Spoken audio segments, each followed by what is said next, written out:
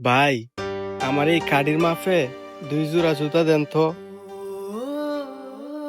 ভাই, জুতা কার লাইগা? ভাই, আমার মায়ের লাগা। তাইলে এই কাটি আনছেন কে? আপনার মায়ে কত নাম্বার জুতা পরে সেটা বললেই তো আমি জুতা দিতে পারি।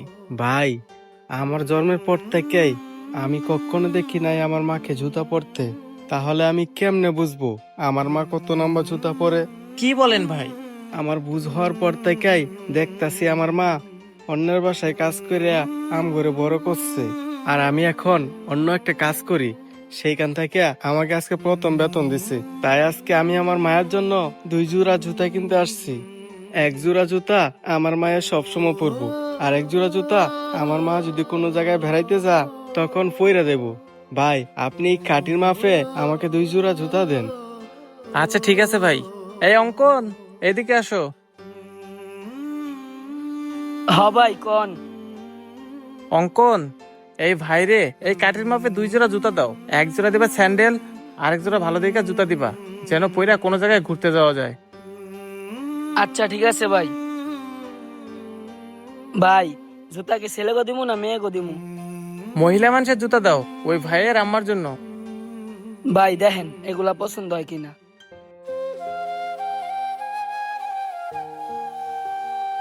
ভাই, জুতাগুলো আমার অনেক পছন্দ হয়েছে। আপনি এই 2 জোড়া জুতাই আমাকে দিয়ে দেন। আসেন ভাই। ভাই, এই 2 জোড়া জুতা উনি পছন্দ করছে। ভাই, এই 2 জোড়া জুতার দাম কত রাখবেন? ভাই, এই জোড়া 200 আর এই জোড়ার দাম 600, দুইটা মিলে 800 টাকা রাখা যাবে। ভাই, একটু কম রাখা যায় না? ভাই, আমি আপনার দাম অনেক কম কইছি, এর চেয়ে কম রাখা যায় না ভাই। দেখেন না একটু চেষ্টা করে কম রাখা যায় কিনা, তাইলে আমার জন্য অনেক ভালো হইতো। কি বলেন ভাই? 800 টাকা আপনার জন্য বেশি হয়ে যায়? আচ্ছা ভাই, আপনি কি কাজ করেন? ভাই, আমি একটা ফার্নিচারের দোকানে কাজ করি, মাসে 8,000 টাকা বেতন পাই। কি বলেন ভাই?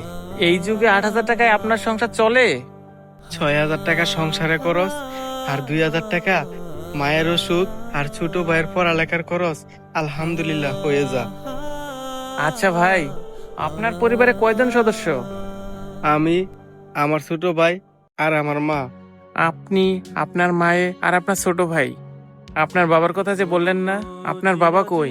আমি আমার ছোট ভাই অনেক ছোট থাকতেই আমার বাবা মারা গেছে। আপনি আপনার মায়ের অনেক ভালোবাসেন না? ছোটবেলা থেকেই আমি আর আমার ভাই বাবার আদর পাই নাই। আমার মা অনেক কষ্ট করিয়া খাইয়া না খাইয়া আমাদেরকে বড় করছে।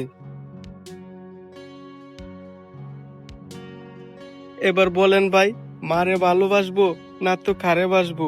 আচ্ছা ভাই, আপনার এই জুতার দাম আমি কম নিতে পারি, তবে একটা শর্ত আছে। ভাই, কি সত্য বলেন আমারে। তাহলে আপনি আমারে যে কাঠিতে আপনার মায়ের পায়ের মাপ নিয়ে এসেছেন ওই কাঠিটা আমারে দিয়ে যান, তাহলে এই 800 টাকার জুতা আপনার কাছে আমি 400 টাকায় দিব। কি ব্যাপার, ভাই কি পাগল হয়ে গেছে নাকি?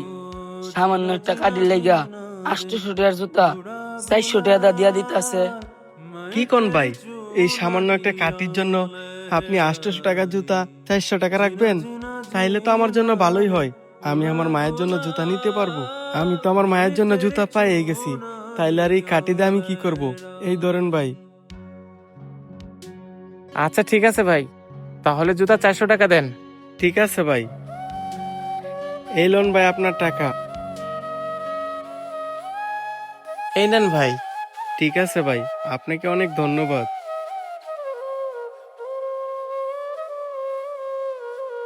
আচ্ছা ভাই, কি বলবি বল। আপনি সামান্য একটা কাটির লেগা 400 টাকা লস করলেন।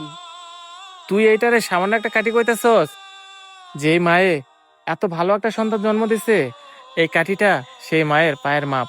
তুই হ্যারে নিয়ে চিন্তা করস? তোরে আমি প্রতি মাসে 10,000 টাকা বেতন দেই, তুই ঠিক মতো বাড়িতে টাকা দিস না। তোর মায়ের সাথে দেখা হইলে রাস্তাঘাটে তোর নামে বিচার দেয়।